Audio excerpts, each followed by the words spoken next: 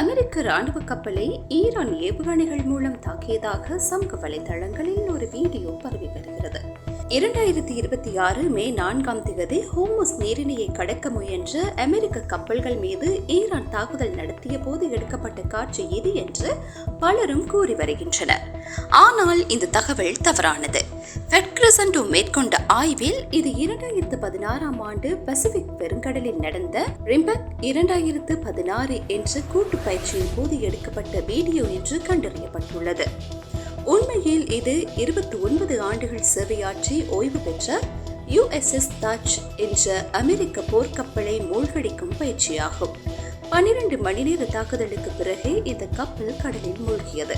2026 மே 4 அன்று Iran Hormuz நீரிணையில் ஏவுகணை மற்றும் ட்ரோன் தாக்குதல்களை நடத்தியது உண்மைதான் என்றாலும் வைரலாகும் இந்த வீடியோவிற்கும் அந்த தாக்குதலுக்கும் எந்த தொடர்பும் இல்லை. வதந்திகளை நம்பாதீர்கள், உண்மையை சரிபார்த்து பகிருங்கள்.